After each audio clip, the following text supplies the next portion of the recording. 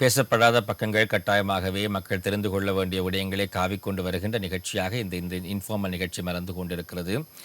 உலகத்திலே இப்பொழுது இஸ்ரேலுக்கும் ஈரானுக்கும் இடையிலே இடம்பெறுகின்ற யுத்தம் சம்பந்தமாகத்தான் எல்லோரும் பேசிக்கொண்டிருக்கிறோம். நாங்களும் பேசிக்கொண்டிருக்கிறோம். எங்கள் நாட்டுக்கு எந்த தாக்கங்கள் அதனால் ஏற்பட போகிறது என்பதெல்லாம் பேசிக்கொண்டிருக்கிறோம்.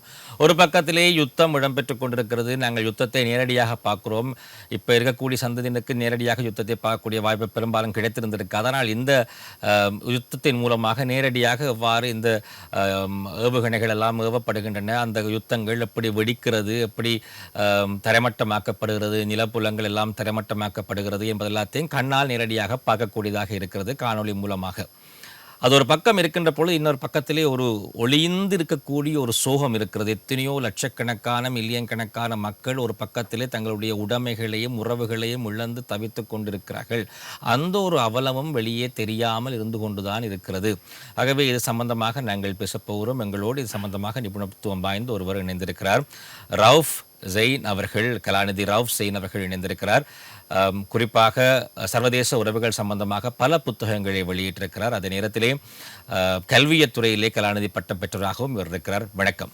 வணக்கம் கலாநிதி அவர்களே, இந்த இஸ்ரேலுக்கும் ஈரானுக்கும் இடையிலான ஒரு யுத்தம் இப்பொழுது மிகப்பெரிய அளவிலே வியாபித்திருக்கிறது. எல்லோருமே அதைத்தான் பேசுகிறார்கள். எல்லா நாடுகளிலும் அதுதான் இப்பொழுது பேசப்படுகிறது. முதலாவதாகவே ஒரு கேள்வி, இஸ்ரேலுக்கும் ஈரானுக்கும் இடையில் யுத்தம் ஆரம்பிப்பதற்கான உடனடி காரணம் என்ன, அல்லது நீண்டகால காரணம் என்ன? நீங்கள் கேட்டது போன்று இரண்டு வகையான காரணங்களும் இருக்கின்றது.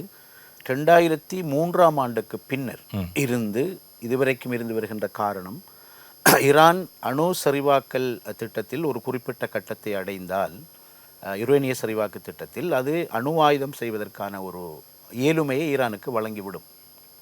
இப்பொழுது ஈரான் அந்த இயலுமை பெற்றிருக்கின்றது. எனவே ஈரானுடைய அணுசரிவாக்கல் திட்டங்கள் அளிக்கப்பட வேண்டும் என்ற நோக்கம் நீண்ட காலமாக இஸ்ரேலுக்கும் அமெரிக்காவுக்கும் இருந்து வருகின்றது. இதுதான் உண்மையின் நீண்டகால காரணம். அதாவது ஈரான் அணு ஆயுதங்களை செய்துவிடும் என்ற ஒரு ஃபோபியாவின் அடிப்படையிலான காரணம். உடனடி காரணம் இரண்டு இருக்கின்றது. ஒன்று, ஜூன் மாதம் 17ஆம் தேதி கடந்த வாரம் இந்த 17ஆம் தேதி கனடாவிலே ஒரு சர்வதேச மாநாடு நடைபெற இருந்தது. அந்த மாநாடு conference on Palestine 2 state solution, அதாவது 77 ஆண்டுகளாக நிலவி வருகின்ற பலஸ்தீன பிரச்சனைக்கு, இஸ்ரேல் பலஸ்தீன் பிரச்சனைக்கு ஒரு நிரந்தரமான தீர்வு காண வேண்டும் என்று மேற்கு ஐரோப்பிய நாடுகள், பிரிட்டன், பிரான்ஸ், ஜெர்மன் போன்ற நாடுகள் எல்லாம் ஒன்றிணைந்து கனடாவிலே ஒரு மாநாடை ஏற்பாடு செய்திருந்தார்கள். இந்த பிரச்சனையை தீர்ப்பதாக இருந்தால், இஸ்ரேல் பலஸ்தீன் பிரச்சனையை, யூதர்களுக்கு ஒரு நாடு, அரேபியர்களுக்கு ஒரு நாடு என்று 2 நாடுகள் உருவாக்கப்பட வேண்டும் என்று. உண்மையில் இந்த 77 ஆண்டுகால நீண்ட வரலாற்றிலே மேற்கு நாடுகள் எடுத்திருக்கின்ற இந்த முடிவு ஒரு முக்கியமான ஒரு திருப்பு முனை. உண்மை. ஏனென்றால் இந்த பிரச்சனையை முடிவுக்கு கொண்டு வருவதற்கு இதை தவிர வேறு வழி இல்லை என்ற ஒரு நிலைப்பாட்டை ஈவன் இஸ்ரேலை ஆதரிக்கின்ற பிரிட்டன், பிரான்ஸ், ஜெர்மன் போன்ற நாடுகள் கூட எடுத்திருப்பது முக்கியமான விஷயம். இந்த மாநாடு நடைபெறுவதில் அமெரிக்காவுக்கும் இஸ்ரேலுக்கும் உடன்பாடு இல்லை. அவர்களுடைய நிலைப்பாடு, இஸ்ரேல் என்ற ஒரு நாடு மட்டும்தான் இங்கே இருக்க வேண்டும், இன்னொரு நாடு உருவாக்க முடியாது. பலஸ்தீனத்துக்கு ஒரு நாட்டை உருவாக்குகின்ற நோக்கத்தை கொண்ட இந்த மாநாட்டை நாங்கள் பகிஷ்கரிக்க வேண்டும் என்று ஏற்கனவே ட்ரம்ப் நெட்டன்யாகுவோடு கலந்துரையாடி விட்டார். இது ஒரு விஷயம். இரண்டாவது, இஸ்ரேல் கடந்த வெள்ளிக்கிழமை, இது உங்கள் சிந்தனையா அல்லது இது உண்மையாக வெளிப்படுத்தப்பட்ட உண்மை? இது வெளிப்படுத்தப்பட்ட உண்மை. இரண்டாவது ஒரு காரணம், கடந்த வெள்ளிக்கிழமை, நேற்று அல்ல முந்தைய வெள்ளிக்கிழமை இஸ்ரேலிய பாராளுமன்றம் கலைக்கப்பட இருந்தது. கலைத்துவிட்டால் ஏற்கனவே பல ஊழல் குற்றச்சாட்டுகளிலே சிக்கியிருக்கின்ற நெட்டன்யாகு ஒரு தனி மனிதராகி விடுவார். ஹைகோர்ட்டில் இருந்து ஏற்கனவே ஒரு தீர்ப்பு வர இருக்கிறது. இஸ்ரேலிய மக்கள் அதை காத்து கொண்டிருக்கிறார்கள்.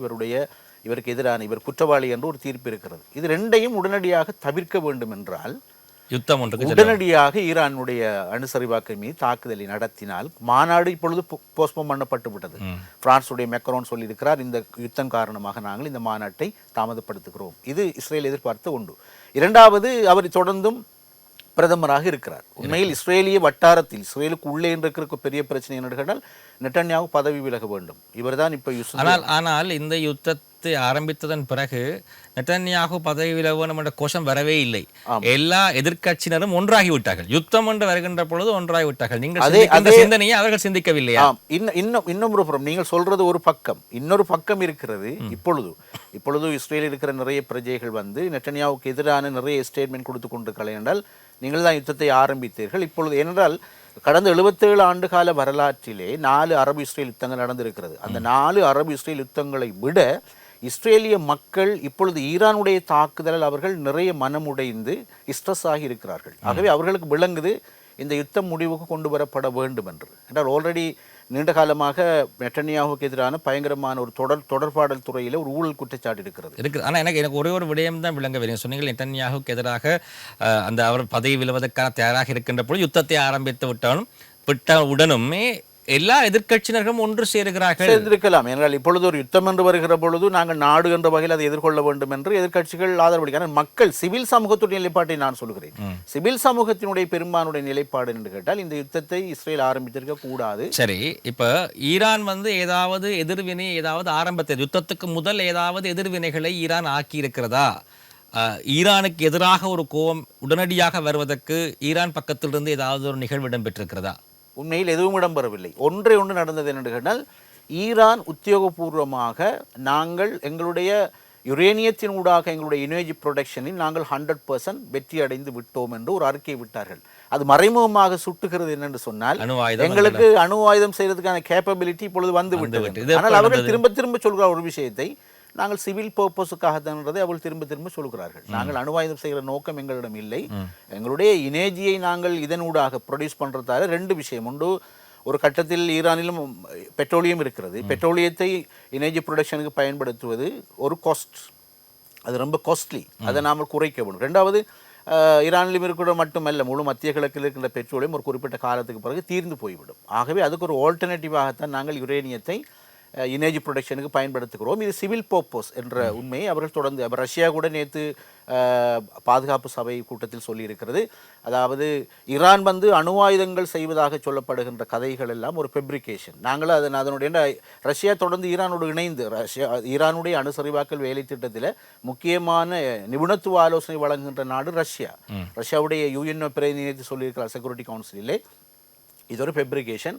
ஆகவே அவசரப்பட்டு இஸ்ரேல் இதன் தாக்குதல் மேற்கொண்டிருக்க கூடாது என்று ரஷ்யா மட்டுமல்ல சைனாவும் கண்டித்திருக்கின்றது இஸ்ரேலுடைய நிலைப்பாட்டு.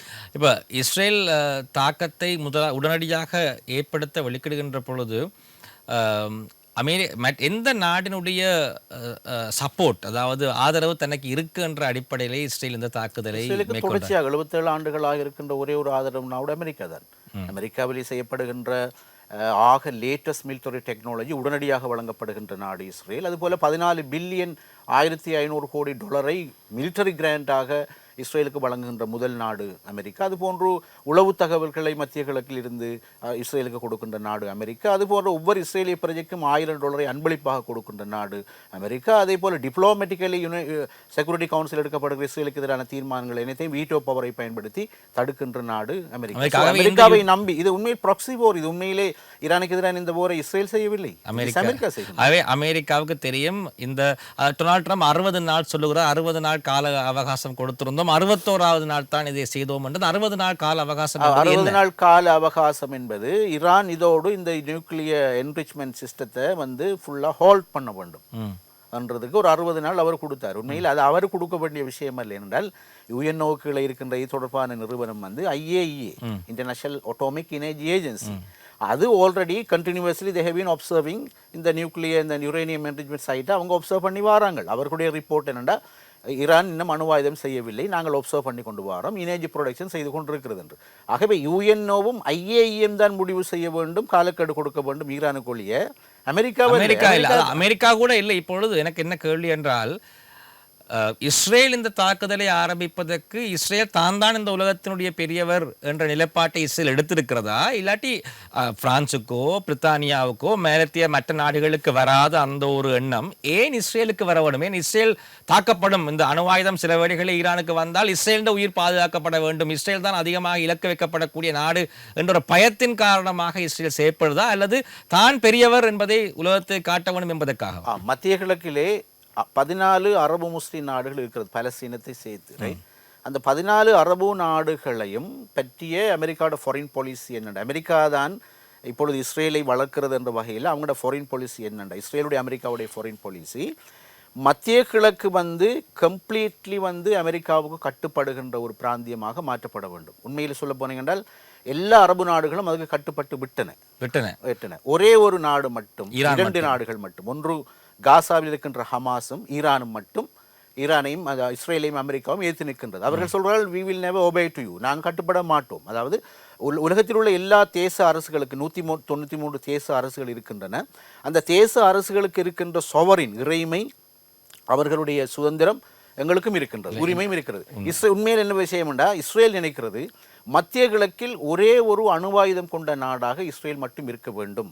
இஸ்ரேலுக்கு சமாந்தரமாக ஆயுத பேலன்ஸ் ஆஃப் பவர் இருக்கின்ற ஒரே ஒரு நாடு ஈரான். சோ அப்படி ஒரு நாடு இருக்கக்கூடாது. இஸ்ரேலுக்கு அணுவாயுதம் இருக்கிறதுன்றதே இல்லையே, அணுவாயுதம் வெளிப்படையாக இஸ்ரேலிடம் இல்லையே. இஸ்ரேலும் இருக்கிறது. அமெரிக்காவுடைய ஜனாதிபதி ஜிம்மி கார்ட்டர் டைம்ஸ் பத்திரிகை வழங்கியிருக்கின்ற பேட்டியில் மிக பகிரங்கமாகவே சொல்லியிருக்கிறார், நாங்கள் 130 குண்டுகளை இஸ்ரேலுக்கு வழங்கி இருக்கிறோம் என்று சொல்லி. ஆனால் இப்பொழுது உலகத்தில் உள்ள ஊடகங்கள் சொல்ற கதையாடல்னா 130 அல்ல 80 அணுகுண்டுகள் இஸ்ரேலிடம் இருக்கின்றது என்பதை சர்வதேச ஊடகங்கள் ஏற்றுக்கொண்டிருக்கிறது. ஆகவே சர்வதேச ரீதியாக எல்லா நாடுகளுக்கும் தெரியும் இஸ்ரேலிடம் அணுவாயுதம் இருக்கிறது. ஆனால் அதற்கான ஒப்பந்தத்தை இஸ்ரேல் செய்யவில்லை.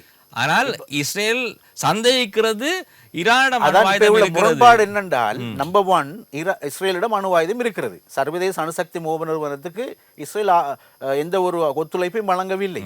அப்போ ஒரு ஆயுதத்தை வச்சுக்கொண்டு ஒத்துழைப்பும் வழங்காமல் மத்திய கிழக்கில் பலஸ்தீனத்தில் இப்படி ஒவ்வொரு நாளும் 100, 50, 80 பேர் மக்களை அழித்து கொண்டிருக்கின்ற ஒரு நாடு மொத்த மத்திய கிழக்குக்கும் அச்சுறுத்தல் இல்லை. எது அச்சுறுத்தல் என்றால் அணுவாயுதம் செய்வதற்கு இது முயலும் என்ற ஒரு சந்தேகத்தின் பேரிலே ஒரு அச்சுறுத்தல் ஈரான் என்று சொல்லப்படுகின்றது. இல்ல, அதுக்கு அடிப்படை காரணம் அந்த பக்கத்தை நாங்கள் பார்ப்போம். அதுக்கு அடிப்படை காரணம் பல பேருடைய சிந்தனை, ஈரான் தான் இந்த ஹமாஸ் இயக்கத்தையும் ஹிஸ்புல்லா இயக்கத்தையும் மற்ற இன்னும் ஒரு ஹூத்தி என்ற இயக்கத்தையும் நிதி மூலமாக உருவாக்கி கொண்டிருக்கிறது, நிதி மூலத்தை கொடுத்து கொண்டிருக்கிறது, அவர்கள் தான் வளர்த்து கொண்டிருக்கிறார்கள். ஆகவே அவர்கள் ஒரு பயங்கரவாத ரீதியான செயற்பாடுகளை செய்கின்ற ஒரு அமைப்பாக இருக்கிறது.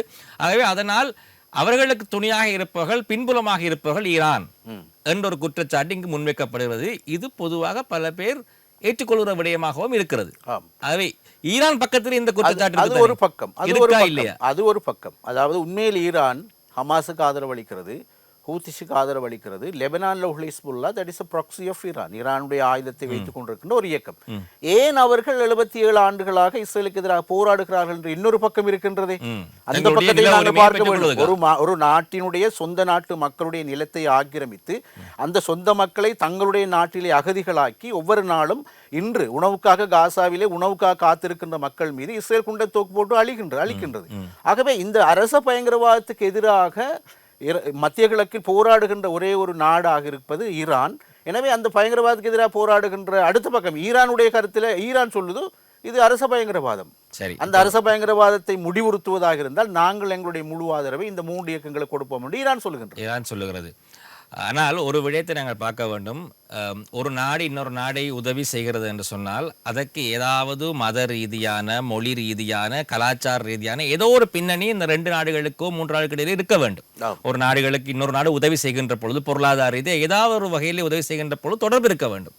ஆனால் அரபு நாடுகள், நீங்கள் சொன்னது 14 அரபு நாடுகள் எல்லோருமே அமெரிக்காவினுடைய கட்டுப்பாட்டுக்குள்ளே வருகின்ற அடிப்படையிலும் அதே காசா அதாவது ஈரானை தனிமைப்படுத்துகின்ற அடிப்படையிலும் இந்த அரபு நாடுகள் தொழிற்படுகிறது என்பது இங்க மதத்தை தாண்டிய வேறு ஏதோ ஒரு விடயம் இங்கு இருக்கிறது அல்லவா? ஏன் அந்த அரபு நாடுகளுடைய நிலைப்பாடு இவ்வாறு இருக்கு? இத்தனைக்கு அரபு நாடுகள் செல்வ செழிப்பான நாடு. அரபு நாடுகள் நினைத்தால் இந்த யுத்தத்தை அடுத்த கணமே நிறுத்தி விடலாம். ஏன் அரபு நாடுகள் இந்த ஒற்றுமை இல்லா தன்மையிலே இருக்கிறார்கள்? முக்கியமான கேள்வி என்னன்னு கேட்டா, மத்திய கிழக்கில் இருக்கின்ற அரபு நாடுகள் 100% there is no iota of democracy இல்லை. அதுவும் மத்திய கிழக்கில் இருக்கிற அரபு நாடுகள்லாம் மன்னராட்சி.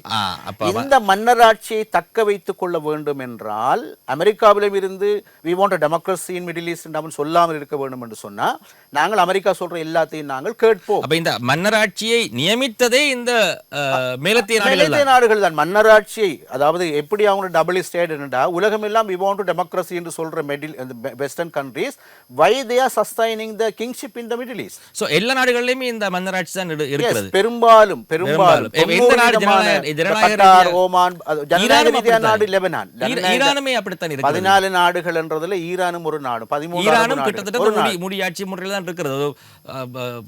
ஒரு கிங் இருக்கிறார், அதாவது கிங் இல்ல, அவர் கிங் இல்ல. ஈரானில உண்மையிலே கிங் அல்ல. ஈரானில parliamentary democracy, minimum parliamentary democracy இருக்குது. அது பேரளவில் தான் இருக்கிறது. இல்ல இல்ல அப்படி இல்ல. அவருடைய ஸ்ட்ரக்சர் என்னன்னு கேட்டால் அவருடைய சுப்ரீம் லீடருக்கு கார்டியன் கவுன்சில் என்று ஒன்று இருக்குது. கார்டியன் கவுன்சிலுக்குள்ள பார்லிமெண்ட் இருக்குது. பார்லிமெண்ட்டுக்குள்ள ஜனாதிபதி, ஜனாதிபதிக்குள்ள கேபினெட் இருக்குது. யாரிசா ஒரு சிஸ்டம் இருக்குது. இது அறவே இல்லாத அரபு நாடுகள் மன்னராட்சி, முழுக்க மன்னராட்சி. இந்த மன்னராட்சியை தக்க வைத்துக் கொள்ள வேண்டும் என்று சொன்னால் அமெரிக்காவுக்கு நாங்கள் முழுமையாக கட்டுப்பட வேண்டும். அமெரிக்காவுடைய நண்பனாக இருக்கிற இஸ்ரேலையும் நாங்கள் ஆதரிக்க வேண்டும். That's all. இப்ப இந்த நாடு இந்த அரபு நாடுகளிலே ஓரளவு ஜனநாயகத்தை வெளிப்படுத்துகின்ற இஸ்லாமிய நாடாக இருக்கிறது. மத்திய கிழக்கில் உள்ள நாடுகள் எதிலும் இல்லை. அதாவது லெபனான் இருக்கிறது. லெபனான்ல பார்லிமெண்டரி எலெக்ஷன் இருக்கிறது. அடுத்தது யமன் இருக்கின்றது. அடுத்தது ஈரான் இருக்கிறது. இது தவிர உள்ள எந்த நாட்டிலும் ஃபுல்லி கிங்ஷிப் தான் இருக்குது, மன்னராட்சி. இந்த ஒரு மன்னர்கள் என்ன நினைக்கிறார்கள் என்றால் நாங்க அமெரிக்காவுக்கு சப்போர்ட் பண்ணாடி இந்த மன்னராட்சியை தக்க வைக்க முடியாது. அதுக்கு பாருங்கள் அவர் கொடுக்குற பெரிய விலை. தங்களுடைய வாசற்படியில் 400 மில்லியன் அரப்ஸ் இருக்கிறாங்க, முஸ்லிம்ஸ் மிடில் ஈஸ்ட்ல. 63 லட்சம் தான் யூதர்கள் இருக்கிறார்கள். இப்ப என்ன கேள்வியே, ஏன் ஒரு அந்த ஜனநாயகம் இல்லாமல் மன்னராட்சி ஒரு நாட்டுக்கு சரியாக அமையவில்லை என்றால் ஏன் அந்த மக்கள் கிளம்பி எழாமல் இருக்கிறார்கள்? கிளம்பி எழுந்தார்கள். அதான் 2012ஆம் ஆண்டு நீங்கள் கேள்விப்பட்டீர்கள், அரபு வசந்தம் என்று ஒன்று நடந்தது, அரப் ஸ்பிரிங். அது என்னென்றால் மக்கள் அரசுகளுக்கு எதிராக ரோட்டில் இறங்கி போராடி பல நாடுகளில், அதாவது யெமனில, எகிப்தில நடந்த ஒரு மாற்றம். எகிப்தில் முர்சி என்ற ஒரு ஜனாதிபதியாக வந்தார். அதாவது மிக நீண்ட காலத்திற்கு பிறகு எகிப்தில் நடந்த ஒரு ஊழல் மோசடி இல்லாத ஒரு டெமோக்ராட்டிக்கல் எலெக்ஷனிலே doctor Morsi was appointed as பிரசிடென்டா வந்தார். ஆனால் என்ன நடந்தது என்று கேட்டால், இவர் ஜனாதிபதியாக இங்கே இருந்தால், ஜனநாயக ஆட்சி மலர்ந்தால், அந்த எகிப்தான் பெரிய நாடு, மத்திய கிழக்கில் உள்ள மக்கள் தொகையில் பெரிய நாடு. இந்த நாட்டில் மாற்றம் பெறும்னால் ஜனநாயக மாற்றம், அது ஒவ்வொரு மத்திய கிழக்கிலும் அதனுடைய தாக்கம் வந்தால் மத்திய கிழக்கில் ஜனநாயகம் வரக்கூடாது என்று ஏன் மேலே நாடுகளும் இஸ்ரேல் நினைக்கிறது என்றும் ஒரு கேள்வி உண்டு. ஏனென்றால் இப்பொழுது அவர்கள் குறைந்த விலையில் கொள்ளையடித்துக் கொண்டிருக்கிற பெட்ரோலை அதே விலையில் அவர்களுக்கு பெற முடியாது, ரைட்? ரெண்டாவது, இங்க இருக்கிற நேச்சுரல் கேஸை அவர்களுக்கு கட்டுப்படுத்த முடியாது. ஆகவே அவர்கள் நினைக்கிறார்கள் மேலே நாடுகள் எங்களுக்கு சாதகமானது மன்னராட்சி தான். ஆகவே ஜனநாயக ஆட்சி வரக்கூடாது. இப்போ ஈஜிப்டில் புரட்சி நடந்து ஜனநாயக ஆட்சி வந்தது. ஒரு வருடத்துக்கு பிறகு என்ன செய்தார்கள்? அரபு நாடுகளும் இஸ்ரேலும் அமெரிக்காவும் சேர்ந்து மிலிட்டரி கொண்டு வந்து இராணுவ புரட்சியை கொண்டு வந்து கவுண்டர் கூவை முர்சியை பிரட்டி ஜெயிலில் போட்டு சிசியை கொண்டு வந்து இப்போ யார் நடத்துகிறார்கள்? இப்போ சிசி ஒரு இராணுவ தளபதி, எகிப்துடைய ஜனாதிபதி, இப்போ ஒரு சிசி. அப்போ நான் கேட்கிறேன், நீங்கள் பேசுகிற ஜனநாயகம் மத்திய கிழக்கு வரும் என்றால் இந்த பிரச்சனை ஒன்றும் வராது. இப்பொழுது இந்த பலத்தை பார்ப்போம். நாங்கள் ஒவ்வொரு நாளும் காணொலிகளிலே பார்க்கின்ற பொழுது இஸ்ரேல் தாக்குதலில் ஈடுபடுகிறது, ஈரான் திருப்பி தாக்குதலில் ஈடுபடுகிறது. இதில் என்ன பிரச்சனை என்று சொன்னால், ஈரான்லேருந்து தாக்கப்படுவது இடைவெளியிலே மறைக்கப்பட்டு அந்த ஏவுகணைகள் எல்லாம் தகர்க்கப்படுகின்றன. இஸ்ரேல் வருகின்ற பொழுது அவையும் தகர்க்கப்படுகின்றன. சில அந்த தகர்ப்புகளையும் தாண்டி நேரடியாக அந்த இலக்குகளை சென்று அடைகிறது. இஸ்ரேலுடைய எண்ணம், இந்த உலகத்தினுடைய எண்ணமே இஸ்ரேலுடைய தாக்குதலை ஒரு 2 நாள் 3 நாள் கூட தாக்கி பிடிக்க முடியாமல் ஈரான் சரிந்து விடும் என்றொரு எண்ணப்பாங்கு எல்லோரிடம் இருந்தது. என்றால் இஸ்ரேலிடம் இருக்கக்கூடிய தொழில்நுட்ப ரீதியான அறிவும் ஆயுத பலமும் எல்லோருக்கும் தெரியும். நீங்கள் சொன்னது போல் அது இஸ்ரேல் என்பது அமெரிக்காவுடைய பினாமி என்று சொன்னதனால் அது எல்லாருக்கும் தெரிந்த விடயமாக இருக்கிறது. ஆனால் ஈரான் இவ்வளவு வலுவாக ஒரு கவுண்டர் அட்டாக் கொடுக்கும் என்று யாரும் சிந்திக்கவில்லை. அதற்கான ஒரு வளத்தை ஈரான் எவ்வளவு காலமாக சேமித்து வைத்திருக்கிறது. எங்கிருந்து இந்த ஆயுதங்களை எல்லாம் ஈரான் பெற்றிருந்தது? ஈரான் ஆயுதங்களை உருவாக்குகிறதா, உற்பத்தி செய்கிறதா, கொள்வனவு செய்கிறார்களா? எங்கிருந்து கொள்வனவு செய்கிறார்கள்? இவ்வளவு ஆயுதங்களை எதிர்வினையாக தாக்கக்கூடிய அளவுக்கு ஈரானிடம் இவ்வளவு ஆயுத பலம் இருக்கும் என்று யாராவது தெரிந்து வைத்திருந்திருக்கிறார்களா? உண்மையிலே இப்பொழுது அந்த இஸ்ரேல் எதிர்கொண்டிருக்கிற அந்த தாக்குதல்களை பொறுத்த மட்டிலே உண்மையில் அமெரிக்காவும் இஸ்ரேலும் இவ்வளவு பலமான ஆயுதங்கள் ஈரானிடம் இருக்கும் என்று அவர்கள் எதிர்பார்க்கவில்லை. அப்படியான ஒரு உளவு தகவல் கூட கசிந்ததாக தெரியவில்லை. நீங்கள் கேட்டது போல பெரும்பான்மையான ஈரானுடைய ஆயுதங்கள் அந்த ரகசியங்கள் கசியாமல் போனமைக்கு பிரதானமான காரணம் ஆல்மோஸ்ட்லி பெரும்பாலும் அவருடைய ஆயுதங்கள் மேட் இன் ஈரான், அவருடைய சொந்த தயாரிப்பு. அது ரெண்டாவது விடயம், அவர்கள் அந்த ஆயுதங்களை வைத்திருக்கின்ற அந்த பாதுகாப்பான இடங்கள், அதாவது நில சுரங்கங்களுக்குள்ளே தான் இவ்வளவு பெரிய பாலிஸ்டிக் குரூஸ் ஏவுகணைகளை அவர்கள் பாதுகாத்து வைத்திருக்கிறார்கள். அப்போ உண்மையில் இன்னொரு விஷயம் இருக்கிறது, சில ஆயுதங்களை ரஷ்யா, சீனா போன்ற நாடுகள், அமெரிக்காவுக்கு எதிராக இருக்கின்ற நாடுகள், மிக குறிப்பாக ரஷ்யாவை பொறுத்த மட்டில் ரஷ்யாவுக்கு சில வகையான ஆயுதங்களை ஈரான் விற்பனை செய்திருப்பதாக கூட சொல்லப்படுகின்றது. மிலிட்டரி டெக்னாலஜியில் மிடில் ஈஸ்டிலே ஈரான் ஒரு முன்னேற்றகரமான நாடாக மாறி இருக்கு. ஆனால் 1965ஆம் ஆண்டு காலகட்டத்திலே முதலாக யுரேனியத்தை வழங்கியது அமெரிக்கா தான். ஆம். யாருக்கு? ஈரானுக்கு. அதிலிருந்து தான் ஈரான் கொஞ்சமாக யுரேனியத்தை வளர்க்க ஆரம்பித்தது. ஐசன்ஹூவர் ஜனாதிபதியாக இருந்த நேரம், அமெரிக்காவிலே ஜனாதிபதியாக இருந்த நேரம், அவருடைய ஆட்சியின் இறுதி காலத்தில் 1967ஆம் ஆண்டு முதன்முறையாக 5 கிலோகிராம் யுரேனியம் என்ரிச் பண்ணப்பட்ட யுரேனியத்தை அமெரிக்கா தான் ஈரானுக்கு கொடுத்தது.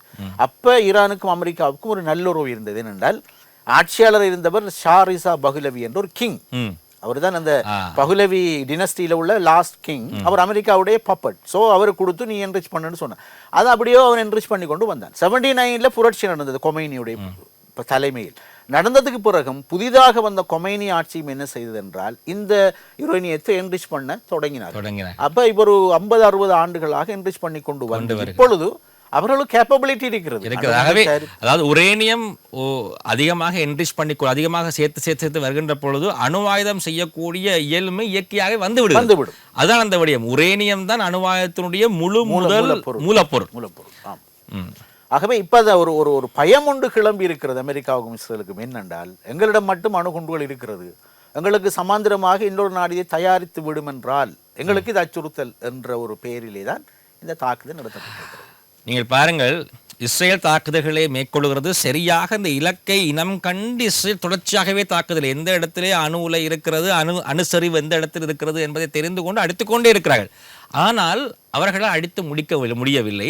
இப்பொழுது பேசப்படுகிறது இதை அழிப்பது, அதாவது அவர்கள் உள்ளுக்கு, அதாவது நிலத்துக்கு அடியிலே, மலைக்கு அடியிலே, மிகப்பெரிய அளவு அடியிலே தான் அந்த அணு ஆயுதத்தை வைத்திருக்கிறார்கள், அந்த அணுவாத சுரங்கம் இருக்கிறது என்று சொல்லப்படுறது. ஆகவே இவர்கள் அடிக்கின்ற எல்லா குண்டுகளும் மேல்பரப்பை மட்டும்தான் தாக்குதல் செய்கிறது, உள்ளுக்கு செல்லவில்லை. உள்ளுக்கு செல்ல வேண்டுமாக இருந்தால் அமெரிக்காவிடம் மட்டும்தான் அந்த குறிப்பிட்ட ஒரு பம்ப் இருக்கிறது என்று சொல்லுகிறார்கள். அது என்ன? உண்மையிலே நீங்கள் சொன்ன முதலாவது விஷயம், இஸ்ரேலுடைய டார்கெட்டுகள் எல்லாம் அடிபடுன்றதுக்கு ஒரு காரணம் என்னென்னு கேட்டால், மத்திய கிழக்கில் அமெரிக்காவுக்கு 9 நாடுகளில் 9 அரபு நாடுகளில் 19 ஏஆர் பேஸ் இருக்கிறது. களங்கள், ராணுவ தளங்கள் இருக்கின்றது. அமெரிக்காவுடைய ஏஆர் பேஸ் அதில் ஆக பெருசு கட்டார்ல உதய்துண்டு இருக்கிறது. 60 ஏக்கரிலே 10,000 அமெரிக்கன் ஃபோர்ஸஸ், ஏஆர் ஃபோர்ஸஸ் அங்கே இருக்கிறது. இப்ப ஈரானுக்கு, இந்த இஸ்ரேலுக்கு சார்பான சாதகமான சூழல் என்னென்றால், இந்த யுத்தத்திலே ஈரானுக்கு பக்கத்தில் இருக்கின்ற ஈராக்கினுடைய வடக்கில் இர்பில் என்று அமெரிக்காவுக்கு ஒரு ஏஆர் பேஸ் இருக்கிறது. அந்த ஏஆர் பேஸில் தான் இஸ்ரேல் அடிக்கிறது. ஆகவே இஸ்ரேலுடைய டார்கெட் எல்லாம் அந்த சரியாக அடிபடும். ஈரானை பொறுத்த மட்டில் இஸ்ரேலுடைய எல்லைப்புற எந்த ஒரு நாட்டிலும் அதற்கு தளம் இல்லை. அவர்கள் நேரடியாக ஈரானிலிருந்தே அடிக்கிறார்கள். அந்த அடியும் போய் இஸ்ரேலுடைய ராணுவ தளம், மொசாடுடைய நிறுவனம், வைஸ்மேன் இன்ஸ்டிடியூட் எல்லாத்தையும் போய் டார்கெட் அடிபடுது. அங்கேதான் ஒரு கொஸ்டின் இருக்குது, ஈரான் எப்படி அந்த ஏவுகணைகள் 1500 ஏரியல் டிஸ்டன்ஸ் 1500 கிலோமீட்டரை தாண்டி வந்து எப்படி இஸ்ரேலுக்குள்ள விழுந்து அடிக்குதுங்கிறதான் இப்ப உள்ள பிரச்சனை, பெரிய கேள்வியாக இருக்கு. நீங்கள் இப்ப கேட்டீங்க, நான் வருகிறேன். அந்த பங்க பிளஸ்டர் பம் என்று சொல்வார்கள், ட்ரிபிள் பி, அதாவது அது வந்து உண்மையிலே அமெரிக்காவோட மட்டுமல்ல, ரஷ்யா செக்யூரிட்டி கவுன்சிலில் இருக்கின்ற பெர்மனன்ட் 5 நாடுகளிடமும் அந்த வகையான ஆயுதம் இருக்கு. அதாவது நிலத்துக்கு கீழே 4-5 கிலோமீட்டர் சென்று தாக்கி அழிக்கக்கூடிய அந்த பங்க பிளஸ்டர் பம், அதாவது நிலத்தை ஊடுருவி அழிக்கக்கூடிய குண்டுகள் என்று சொல்லப்படக்கூடிய அந்த நிலத்துக்குள் மலை இருந்தால் கூட அதை கூட சுக்கு நூறாய் கொண்டு அது போகும். அது அமெரிக்காவிடம் இருக்கிறது, ரஷ்யாவிடம் இருக்கிறது, சைனா இருக்கிறது, அது மாதிரி பிரிட்டன், பிரான்ஸ், இந்த 5 நாடுகளிடம் இருக்கின்றது. இப்ப அந்த டெக்னாலஜி எந்த அரபு முஸ்லிம் நாடுகளிடம்? இந்த கேள்வி, ஈரானுடைய அணு உலை அல்லது அணுச்சரிவு அந்த அளவு கிலோமீட்டருக்கு கீழே, அதாவது நிலத்துக்கு கீழே வைத்திருக்கிறார்கள் என்று சொல்லுகிறீர்கள். இத மாதிரி அணு இருக்க நட்ட நாடுகளும் இதே முறையைத்தான் பின்பற்றுகிறார்கள். ஏவுகணை வய ஹவுஸ் தான் நிலத்துக்குள் இருக்கு.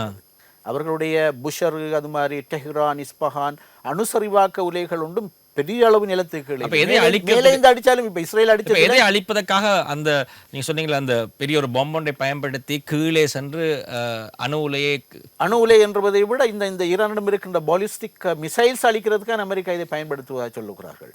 இந்த BBB பயன்படுத்த போகிறார்கள்.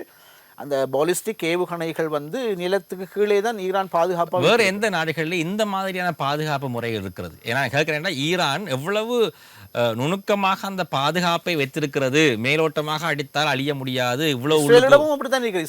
இஸ்ரேலிடம் இருக்கின்ற அணுகுண்டுகள் உண்மையில அது எங்க இருக்கிறது என்று அதை கொடுத்து அமெரிக்காவுக்கு மட்டும்தான் தெரியும். அது ஈரானுக்கும் தெரியாது. எல்லா நாடுகளும் ஈரானுக்கு தெரிந்திருந்தால் அந்த இலக்கை ஈரான் இப்பொழுது இலக்கு வைத்திருக்கு. பொதுவாக எல்லா அணு ஆயுதங்கள் வைத்திருக்கிற நாடுகள் இந்த மாதிரி பாதுகாப்பான முறையில் தான் அதை பராமரிப்பார்கள். ஆகவே அது ஈரானுக்கு விதிவிலக்கல்ல. இன்னும் ஒரு கேள்வி, சில குண்டுகள் ஹைப்பர்சோனிக் என்றால் பொதுவாக சொல்வார்கள் ஒலியிலும் பார்க்க வேகமாக செல்லக்கூடியது, 5 மடங்கு 7 மடங்கு வேகமாக செல்லக்கூடியது ஹைப்பர்சோனிக். 9500 கிலோமீட்டரை 5 நிமிடத்துக்குள் கடந்துவிடும். நீங்கள் சொன்னீர்கள் ஈரானுக்கும் இஸ்ரேலுக்கும் இடையிலே 1500 கிலோமீட்டர் வான்பரப்பு தூரம் இருக்கிறது என்று. ஆனால் 9500 5 நிமிடத்துக்குள் போவதென்றால் இங்கே ஈரான் இப்போ நாங்கள் அந்த ஹைப்பர்சோனிக்கை நாங்கள் வெளிவிட்டால் 1 நிமிடத்துக்குள்ளே சில வழிகளிலே இஸ்ரேலுக்கு சென்று தாக்குதலை செய்துவிடும். அந்த ஹைப்பர்சோனிக்கை தடை செய்வதற்கு, இன்டர்செப்ட் பண்ணுவதற்கான சக்தி எந்த நாடுகளிலும் இல்லையா? அப்போ அந்த ஹைப்பர்சோனிக் இருக்கிற நாடுகளிலே முதன்மையானது ரஷ்யா, சீனா, அடுத்ததாக ஈரான் என்றுதான் சொல்லுகிறார்கள். மேலத்திய எந்த நாடுகளிலும் ஹைப்பர்சோனிக் இல்லை என்றார்கள். அப்படி எப்படி ஈரான் வளர்ந்தது? நான் ஏற்கனவே சொன்னேன், அந்த கருத்து உண்மையா? எஸ். அதாவது ஒலியின் வேகம் 1225 கிலோமீட்டர் பெர் ஹவர்னு சொன்னா ஒரு சூப்பர் ஹைப்பர்சோனிக்கு முன்னுக்கு ஒரு ஸ்டேஜுக்கு சூப்பர்சோனிக் ஃபைனல் ஸ்டேஜ் தான் ஹைப்பர்சோனிக். இப்போ அதாவது ஏவுகணைகளில் பிரதானமாக 2 வகைகள் இருக்கிறது. ஒன்று வந்து குரூஸ் மிசைல்ஸ் என்று சொல்வார்கள், ரெண்டாவது இந்த பாலிஸ்டிக் மிசைல்ஸ். பாலிஸ்டிக் மிசைல் குரூஸுக்கும் இதுக்கும் உள்ள வித்தியாசம் என்னென்றால், குரூஸ் மிசைல்கள் வந்து பறக்கின்ற நிலத்திலிருந்து உயரத்தை பறக்கிறது வந்து குறைவாகத்தான், அதாவது மிக உயரமாக அது பறக்காது. அப்போ எந்த ஒரு ஏஆர் டிஃபென்ஸ் சிஸ்டத்திலையும் குரூஸ் ஏவுகணைகளை தாக்கி இன்டர்செப்ட் பண்ணி அழிக்கிறது வெரி ஈஸி. பாலிஸ்டிக்கை அப்படி அழிக்க முடியாது. பாலிஸ்டிக்கிலும் சூப்பர்சோனிக்ன்றது ஒலியின் வேகத்தை விட 4 மடங்கு ஃபாஸ்ட். ஹைப்பர்சோனிக்ன்றது 5 மடங்கு ஃபாஸ்ட். அப்படின்னு சொன்னால் இப்போ மணித்தியாலத்திற்கு 1225 5000க்கு மேலே அது 5000க்கு மேலே போகும். அதாவது ஆங்கிலத்திலே MATH மெச் என்று சொல்வாள், MACH, அதாவது அந்த அளவீட்டை சொல்வது மெச் என்று. ஹைப்பர்சோனிக் வந்து 5 மெச், அது ஈரானிடம் உண்டு. அப்படின்னு சொன்னால் இப்போ ஈரான் வந்து 1500 கிலோமீட்டர் என்று சொன்னால், ஈரான் வந்து அந்த ஹைப்பர்சோனிக் கொண்ட இஸ்ரேலை நோக்கி ஏவும் என்று சொன்னால் 1 நிமிடம் அல்ல, குறைந்தது 12 நிமிடங்கள் போகும். 12 நிமிடங்களில் அது இஸ்ரேலை தாக்குகின்ற நேரம், இஸ்ரேலில் 3 வகையான ஏஆர் டிஃபென்ஸ் சிஸ்டம் இருக்குது. அதாவது டெவலப் பை USA. ஒன்று அயன் டோம் அல்ல, அதை ஒன்றும் செய்ய முடியாது. எஸ், டேவிட் ஸ்லிங் என்று இன்னொன்று இருக்குது, ஒரு ஏஆர் டிஃபென்ஸ் சிஸ்டம், அதாலையும் செய்ய முடியாது. ஆக லேட்டஸ்ட் டெக்னாலஜி டிஃபென்ஸ் சிஸ்டம் இதில் அமெரிக்காவோட தாட் என்று சொல்வார்கள், THAAD, தாட். அதுக்கு ஒரு டெர்மினல் அப்படின்ற ஒரு பெரிய அது ஒரு சுருக்க குறியீடு, ஒரு எக்ட்ரோனிம். அதான் latest technology, military technology for the air defence system. Even அந்த டெக்னாலஜியாலையும் இந்த ஹைப்பர்சோனிக் பாலிஸ்டிக் மிசைல்ஸை அழிக்க முடியாது. ஏனென்றால் அந்த இந்த தாட் சிஸ்டத்தில் இருந்து கவுண்டர் இன்டர்செப்ட் பண்ணுற ஒரு மிசைல் போய் அதை தாக்குறதுக்கு முன்பாக அது விழுந்து வெடிச்சிடும். அது ஃபாஸ்ட். ஏன்னா ஒலியை விட 5 மடங்கு ஃபாஸ்ட். இல்லை, அழகாக சொல்லுகிறாங்க. எனக்கு அது சரியான தொழில்நுட்ப பேர் தெரியவில்லை. பல சாதாரண ஏவுகணைகளை ஏவிக்கொண்டு அந்த இடத்திலே இடைநடுவே ஒரு ஹைப்பர்சோனிக்கையும் அவர்கள் விடுவார்கள். ஆகவே இனம் கண்டுகொள்ளவே முடியாது. இவர் கண்ணு வைக்கிறதுக்குள்ளே அது போய் தன்னுடைய இலக்கை அடித்து விட்டு முடிச்சிடும். கிட்டத்தட்ட பல ஹைப்பர்சோனிக்கை இப்பொழுது ஈரான் பயன்படுத்தி இருக்கிறது. பொதுவாக சொல்லுகிறார்கள், எத்தனை ஹைப்பர்சோனிக் ஈரானிடம் இருக்கிறது என்று கேட்டால் 1000க்கு மேல் ஹைப்பர்சோனிக் இருக்கிறதா? அந்த கருத்து உண்மையாக இருக்க முடியும்? உண்மையாக இருக்கும். என்றால் அவர்கள் இப்போ நாங்கள் அமெரிக்கா இந்த போரில் அமெரிக்கா இறங்கினால் நாங்கள் அமெரிக்காவையும் தாக்குவோம் என்று சும்மா சொல்ல மாட்டார்கள். ஏதோ ஒரு பலம் அவர்களிடம் இருக்கின்றது. உண்மையான நிலவரத்தை ஊடகங்கள் மூலமாக இந்த இஸ்ரேலுக்கும் ஈரானுக்கும் இடையில் இடம்பெறக்கூடிய யுத்தம் சம்பந்தமாக பெற முடியாமல் இருக்கிறது. பல சர்வதேச அங்கீகாரம் பெற்ற மேலத்திய நாடுகளில் இயங்குகின்ற ஊடக நிறுவனங்கள் ஒரு விதமான பக்கச்சார்பான கருத்தை சொல்லுகிறார்கள். மத்திய கிழக்கு நாடுகளில் இயங்குகிற ஊடகங்கள் இன்னொரு பக்கமாக ஒரு பக்கச்சார்பான கருத்துக்களை பகிர்ந்து கொள்ளுகிறார்கள். சில இழப்புகளை மட்டும்தான் காட்டுகிறார்கள், சில இழப்புகளை காட்டுவதில்லை என்ற அடிப்படையிலே போகிறது. ஆகவே சரியான தெளிவான உண்மையான இழப்புகள் சம்பந்தமான ஒரு தெளிவு பொதுவாகவே குறைவாகத்தான் இருக்கிறது. ஆனால் இப்பொழுது ஈரானிலே ஒரு மக்கள் புரட்சி ஏற்படுகிறது. வீதியிலே வருகிறார்கள், குழந்தை பிள்ளைகள் உட்பட, பெண்கள் உட்பட எல்லோருமே வந்து இந்த யுத்தம் வேண்டாம், எங்களுடைய உறவுகள் எல்லாரும் அழிந்து கொண்டு போகிறார்கள், இதுக்கு எதிராக குரல் கொடுத்து கொண்டிருக்கிறார்கள். இது எவ்வளவு சவாலாக ஈரானுக்கு இருக்க போகிறது? ஒரு நாட்டினுடைய அரசாங்கம், இங்கே சொன்னீங்கள் இஸ்ரேல் யுத்தத்துக்கு போனவுடன் அந்த நாட்டு பாராளுமன்றம் எல்லாம் ஒன்று சேர்ந்து விட்டார்கள், சரியா? ஆனால் ஈரான்லேயே அப்படி இருக்கிறதா? அந்த யுத்தத்துக்கு எதிரான செயற்பாட்டிலே பல பேர் இருக்கிறார்கள், மக்கள் யுத்தத்துக்கு எதிராக இருக்கிறார்கள். ஆகவே இது ஒரு சவால் இல்லையா ஈரானுக்கு? அதாவது ஈரானிலே மக்கள், வீதிக்கிறங்கி இருக்கிற மக்கள் ஈரானிய அரசுக்கு எதிரான மக்கள் மட்டுமல்ல. அவர்கள் இஸ்ரேலுடைய கொடியை எரித்திருக்கிறார்கள். இஸ்ரேல் இந்த எங்கள் மீதான தாக்குதலை நிறுத்த வேண்டும் என்றுதான் அவர்கள் பெரும்பாலும் கூறுகிறார்கள். ஆனால் ஈரானுக்கு உள்ளே இப்பொழுது இருக்கின்ற அரசாங்கத்துக்கு எதிரான அதிருப்தி உள்ள பல அணிகள் இருக்கின்றது. அது உண்மை. ஏனென்றால் நான் ஏற்கனவே சொன்னது போன்று ஈரானிலே 100% பியோர் டெமோக்ரஸி இல்லை. அந்த சுப்ரீம் லீடர் கார்டியன் கவுன்சிலுங்கிற ஹயராக்கியை பார்த்தோம் என்று சொன்னால் அது 100% ஜனநாயக ஒழுங்கு என்று சொல்ல முடியாது. அங்கேயும் இப்போ ஷிரீன் எபாதி போன்ற மனித உரிமை நோபல் பரிசு பெற்றவர்கள் இந்த நாட்டிலே மனித உரிமைகள் முழுமையாக இல்லைங்கிற ஒரு குற்றச்சாட்டை ஈரான் அரசாங்கத்துக்கு எதிராக ஏற்கனவே பல ஆண்டுகளாக முன்வைத்து வருகிறார்கள். உண்மையில் இப்பொழுது மேற்கொள்ளப்பட்டிருக்கிற இந்த இஸ்ரேல் மேற்கொண்டிருக்கிற தாக்குதலுடைய இறுதி நோக்கம் என்னென்று சொன்னால் ஈரானில் ஒரு ஆட்சி மாற்றத்தை உருவாக்குவது. அதாவது மத்திய கிழக்கு அரபு நாடுகள் போன்று அது என்னுடைய நோக்கம் இல்லை என்று வெளிப்படையாக எங்களுடைய இஸ்ரேல் தெளிவாக சொல்லுது. இஸ்ரேல் நெட்டன்யாஹுடைய நேரடி ஸ்டேட்மெண்ட் சொல்லுது, we want a regime change. அதை திருப்பி கேட்கிறார்கள், நீங்க சொல்றீங்களா? இல்லை, எங்களுக்கு நியூக்ளியர் இல்லாமல் இருக்க வேண்டும், நியூக்ளியர் ஃப்ரீ கண்ட்ரியாக ஈரான் வர வேண்டும் என்பது மட்டும்தான் தங்களுடைய நோக்கம் என்று சொல்லுகிறார்கள். ரிஜிம் சேஞ்ச் என்பது எங்களுடைய நோக்கம் இல்லை என்றும் சொல்லுகிறார்கள். அப்ப அந்த மாதிரியான ஒரு உள்ளக பிரச்சனையும் ஈரானில் உண்டு. என்றால் அடுத்தது 10 ஆண்டுகளாக ஈரான் மீது அமெரிக்கா பொருளாதார தடை விதித்த காரணமாக ஈரானுடைய பொருளாதார நெருக்கடி உண்டு. உண்மை ஈரான்ல பொருளாதார வளம் இருக்குது, எண்ணெய் வளம் 55 இயருக்கு இருக்குது, நேச்சுரல் கேஸ் எல்லாம் இருக்குது. ஆனால் இதை சரியாக முகாமை செய்து எக்ஸ்போர்ட் பண்ணி பொருளாதாரத்தில் வலுவடைகிறதுக்கு பெரும் தடையாக இருப்பது அமெரிக்காவுடைய பொருளாதார தடை. ஆகவே இந்த பொருளாதார தடை, ஜனநாயக உரிமைகள் மீறப்படுகிறதுங்கிற குற்றச்சாட்டுக்கள் எல்லாம் திரண்டு ஈரான் அரசாங்கத்துக்கு எதிரான ஒரு மக்கள் அலை என்பதை விட அங்கு குறிப்பிட்ட பல அணிகள் இருக்கின்றது, ஆட்சி மாற்றத்தை கோருகின்ற அணிகள். அதுவும் உண்மை. உள்ளாந்த ரீதியில் மக்கள் நடமாட்டம் அதிகமாக இருக்கிற நாடு தான். எத்தனை சனத்தொகை? ஈரானோட மொத்த சனத்தொகை 9 கோடி. 9 கோடி. நினைக்கிறேன் மத்திய கிழக்கு நாடுகளிலே இருக்கக்கூடிய மிகப்பெரிய அடுத்தது மக்கள் வாழுகின்ற இடம். ஆகவே மக்களுக்கு பாதுகாப்பு பிரச்சனை. அந்த இடத்திலே, அந்த நாட்டிலே ஒரு யுத்தம் இடம்பெற்றால் யார் கடைசியிலே உயிரை மாய்ப்பார்கள்? யுத்தம் என்று வந்தால் மக்கள் தான் பாதிக்கப்படுவார்கள். ஆகவே மக்கள் தங்களுடைய உயிரை பாதுகாக்க வேண்டுமாக இருந்தால் யுத்தம் வேண்டாம், யுத்தம் கொடுக்கின்ற இந்த அரசு வேண்டாம் என்று இயற்கையாகவே வெளியே வருகின்ற ஒரு தன்மை இயற்கத்தானே. ஆனால் பொதுவாக சொல்லுகிறார்கள், உயிரை மாய்ப்பதற்கு அவர்கள் தயங்குவதில்லை. அது இஸ்லாமிய முறைப்படி பார்க்கின்ற பொழுது இழப்பதற்கு தயங்குவதில்லை. ஒரு யுத்தம் என்று வந்துவிட்டால் நான் சூசைட் பொம்பராக கூட நான் போக தயாராக இருக்கிறேன். உண்மையாகவே அந்த மனநிலை இஸ்லாமியர்களுக்கு இருக்கிறதா? இது ஏன் அப்படி பொதுவான ஒரு கருத்தை சொல்வது? அது ஒரு மித்தா அல்லது உண்மையா? அதிலே ஒரு பக்க மித்தும் இருக்கின்றது, உண்மையும் இருக்கின்றது. ஏனென்றால் இஸ்லாமியர்களுடைய நம்பிக்கை என்று சொன்னால் தாங்கள் இந்த உலகத்தில் மட்டும் வாழ வந்தவர்கள் அல்ல, இது ஒரு தற்காலிகமான வாழ்வு. எனவே எங்களுக்கு உலகத்துக்கு இதுக்கு பிறகு ஒரு வாழ்க்கை இருக்கின்றது. ஸோ அந்த மாதிரியான அதுக்கு நாங்கள் அதிலே வெற்றி பெறுவதுதான் உண்மையான வெற்றி என்று அவர்கள் நம்புகிறார்கள். ஆகவே ஒரு யுத்தம் என்று வருகிற பொழுது அவர்கள் தங்களுடைய உயிரையும் தியாகம் செய்வதற்கு அந்த அதாவது யுத்தத்திற்கு மரணத்திற்கு அஞ்சாத மனோநிலை பொதுவாக முஸ்லீம்களுக்கு அதிகம். இதுதான் உலகத்தில் நாம் பார்க்குற காட்சி.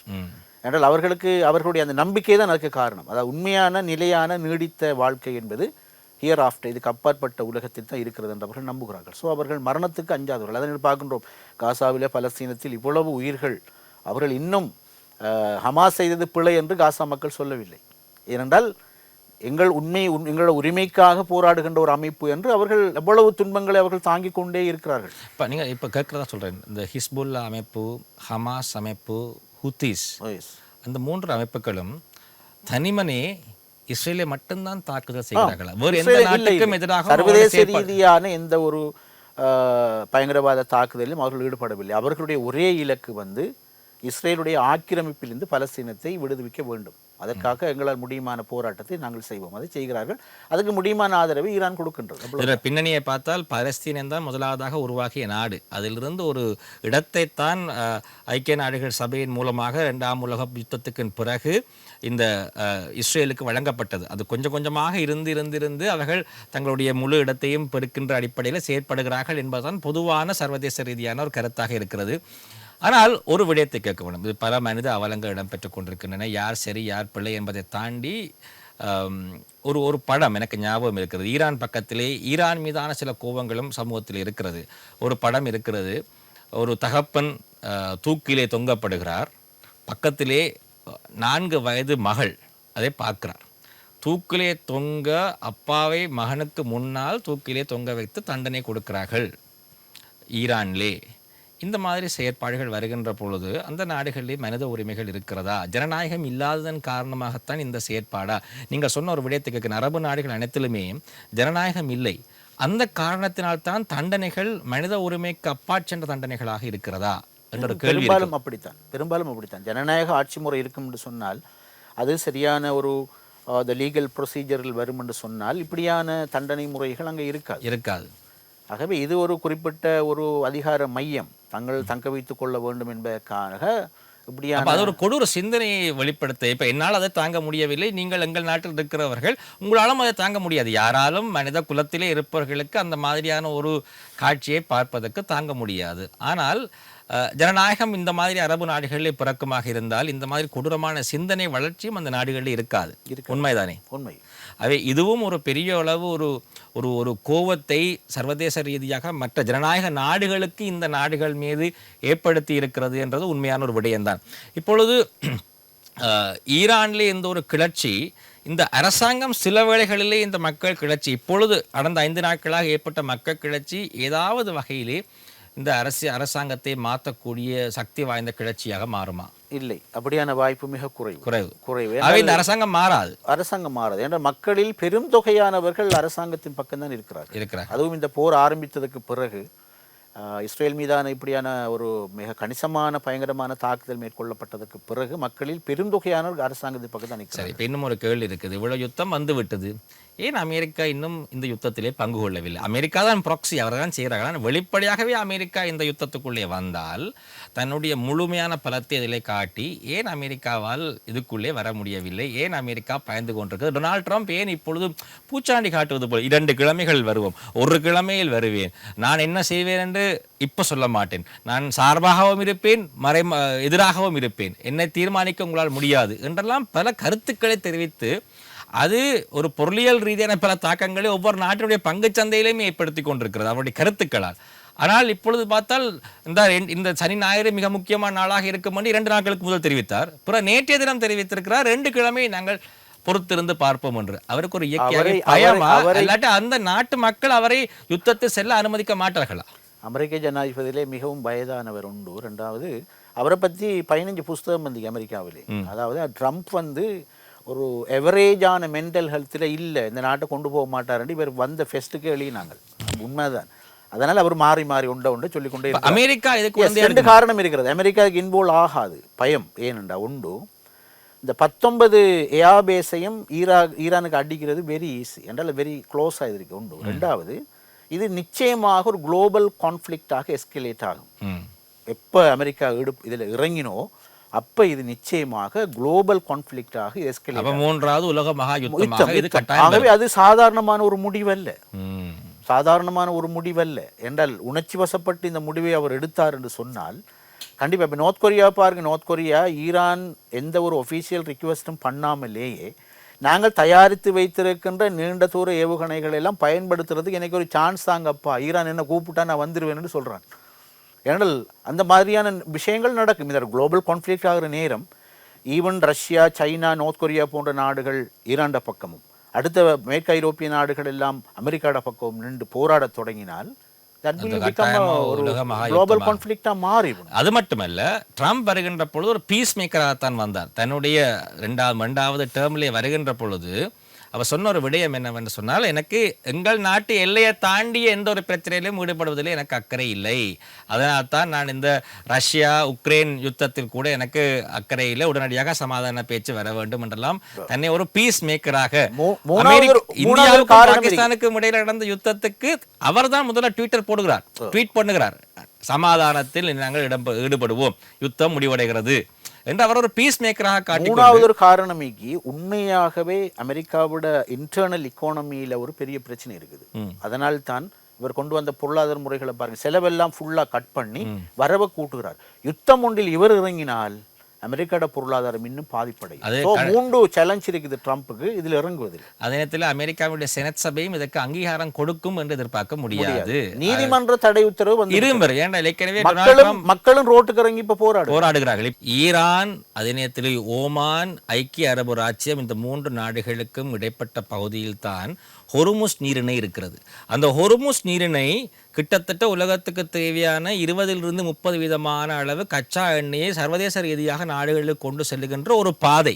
அந்த மார்க்கத்தை இப்பொழுது ஈரான் மூடுமாக இருந்தால் மிகப்பெரிய அளவு எண்ணெய் பிரச்சனை வரும். இது எவ்வாறு சர்வதேச ரீதியாக தாக்கத்தை ஏற்படுத்த போகிறது, எங்கள் நாட்டுக்கு இதனால் என்ன ஒரு தாக்கம் வரப்போகிறது? ஆமாம், ஹொர்முஸ்ன்றது இன்டர்நேஷ்னல் ஒரு ஒயில் பெசேஜ் வே. 20% சர்வதேச எண்ணெய் சந்தைக்கு தேவையான பெட்ரோலியம் இந்த பாதையினால் தான் ஏற்றுமதியாகின்றது. குறிப்பாக சவுதி, குவைத் எண்ணெய்கள் இதனால் வருகிறது. அதில் 40% எண்ணெய், அதாவது ஐரோப்பிய நாடுகளுக்கான 40% பெட்ரோலியம் கூட இதனால் தான் per day 20 million 20-25 million crude oil பேரல்கள் இதனால் ஏற்றுமதியாகின்றது. இது உண்மையில் இதனுடைய சாதகம் என்னென்று கேட்டால், ஐரோப்பாவுக்கும் பிற ஆசிய நாடுகளுக்கும் எண்ணெய் கொண்டு வருவதற்கு இலகுவானதும் செலவு குறைந்ததுமான ஒரு வழி இந்த பாதை. இது ஈரானுக்கு சொந்தமான இடம், ஈரான கண்ட்ரோலு கீழே இருக்கின்ற இடம். அந்த இடம் மூடப்படும் என்று சொன்னால் என்ன நடக்கும் என்றால், 2 பிரச்சனைகளை ஆசியாவின் பிற நாடுகள் இலங்கை உட்பட எதிர்கொள்ளும். ஒன்று, எண்ணெய் இலங்கைக்கு வந்து சேருவதற்கான காலம் கொஞ்சம் கூட எடுக்கும் ஒன்று. 2வது, வழி மாறுவதனால் செலவு இன்னும் கூடும். இது முதலாவதாக ஏற்படக்கூடிய ஆகப்பெரிய பிரச்சனை என்ன கேட்டால், குரூட் ஆயில் பேரலுடைய விலை இப்பொழுது $74.38, அது ஒரு $125 ஒரு பீப்பாவுடைய விலை அதிகரிக்கும்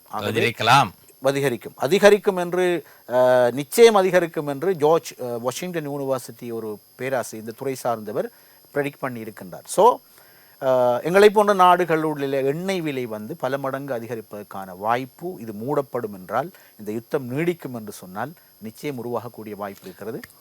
சரி, உலக மகா யுத்தம், 3வது உலக மகா யுத்தம் ஈரான் இஸ்ரேல் யுத்தத்தால் ஏற்படுமா? எப்பொழுது அமெரிக்கா இதில் இன்வால்வ் ஆகின்றதோ, நேரடியாக இதில் இன்வால்வ் ஆகக்கூடிய ஒரு நிலைமை வரும் என்று சொன்னால், அது ஒரு குளோபல் கான்ஃப்ளிக்ட்டுக்கு நிச்சயம் அது இட்டு செல்லும். காரணம் என்று சொன்னால், அமெரிக்கா எல்லா அரசியல் பொருளாதார சாதக பாதகங்கள் எல்லாவற்றையும் மீறி இந்த யுத்தத்தில் இறங்கும் என்று சொன்னால், உலகம் வளமை போன்று 2 அணிகளாக பிரிய தொடங்கும் என்று சொன்னால், அது ஒரு குளோபல் கான்ஃப்ளிக்டாக நிச்சயம் எஸ்கலேட் ஆகும். அதனுடைய பாதிப்பை இந்த நாட்டு உலகத்தில் உள்ள 800 கோடி மக்கள் ஒவ்வொரு தலையும் அதற்கு ஒரு ப்ரைஸ் ஒன்று கண்டிப்பாக பே பண்ணி ஆக வேண்டிய ஒரு கட்டாயமான நிலைமை வரும். ஸோ அதை எங்களை கடுமையாக பாதிக்கும். எங்களுடைய பிரார்த்தனை அப்படி அது ஒரு ரீஜனல் கான்ஃப்ளிக்டாக மாறிவிடவும் கூடாது, சர்வதேச கான்ஃப்ளிக்டாக மாறிடவும் கூடாது. இந்த யுத்தம் அவசரமாக முடிவுக்கு வர வேண்டும் என்பதுதான் எங்களுடைய பிரார்த்தனையாக இருக்க வேண்டும். இந்த இஸ்ரேல் ஈரான் யுத்தத்தினால் இப்பொழுது காசாவிலே இடம்பெற்று கொண்டிருக்கின்ற மனித அவலங்கள் வெளியே தெரியாமல் போகின்றதா? இல்லை, ஏற்கனவே அதை வெளியே சர்வதேச ஊடகங்கள், மேற்கத்திய ஊடகங்கள் அதை ஒரு நாளும் எக்ஸ்போஸ் பண்ணவில்லை. கட்டார் பேஸ் அல் ஜசீரா மட்டும் தொடர்ச்சியாக அதை எக்ஸ்போஸ் பண்ணது. ஆனால் என்ன மோசமான விளைவு ஏற்பட்டு இருக்கிறது என்று சொன்னால், இஸ்ரேல் ஈரான் யுத்தத்தின் காரணமாக உலகத்தினுடைய ஒட்டுமொத்த பார்வையும் இந்த 2 நாடுகள் மீதான் இருக்கிறது என்பதை பயன்படுத்தி கொள்கின்ற இஸ்ரேல் காசா மக்கள் மீதான தாக்குதலை கடுமையாக்கி இருக்கின்றது. இஸ்ரேல் தான் உண்மையாக நேற்றைய தினம் 82 உணவுக்காக காத்திருந்த மக்களை கொண்டிருக்கிறார்கள். 82 பேர், பெண்கள், குழந்தைகள். அந்த அவலம் மோசமாய் கொண்டே போகின்றது. உண்மைதான். அது காசாவில் இடம்பெற்றுக் கொண்டிருக்கின்ற இன அழிப்பு எறும்புகளை நசுக்கி கொல்வது போல் ஒரு வகையிலே அங்கு ஒவ்வொரு நாளும் உணவுக்காக கஷ்டப்பட்டு கொண்டிருப்பவர்கள் இறக்கின்ற பொழுது எங்களுக்கு மிகவும் கஷ்டமாக இருக்கிறது. பல இழப்புகளை சந்தித்தவர்கள் நாங்கள், எங்களுக்கு தெரியும் இன்னொரு இழப்பினுடைய வலி எவ்வாறு இருக்கும் என்று. ஆகவே இந்த இஸ்ரேல் ஈரான் சம்பந்தமான யுத்தம் சம்பந்தமான பல விளக்கங்களை, அதனுடைய பொருளாதார பின்னணி எவ்வாறு, பொருளாதார பிரச்சனைகள் எவ்வாறு வரும், அதனுடைய அரசியல் ரீதியான பின்னணி என்பது சம்பந்தமான எல்லா விடயத்தையும் எங்களோடு பகிர்ந்து கொண்டிருந்தார் கலாநிதி ராவ் ஜெயின் அவர்கள். சக்தி டிவியின் சார்பாக மனமார்ந்த நன்றிகளை தெரிவித்துக் கொள்கிறோம். நன்றி. நன்றி, வணக்கம். இந்த அளவிலே இந்த நிகழ்ச்சியை நிறைவு செய்து கொண்டு உங்களிடம் இந்த விடை பெற்றுக் கொள்ளும் நான் உங்கள் அன்பின் ராகேஷ் சர்மா. நன்றி, வணக்கம்.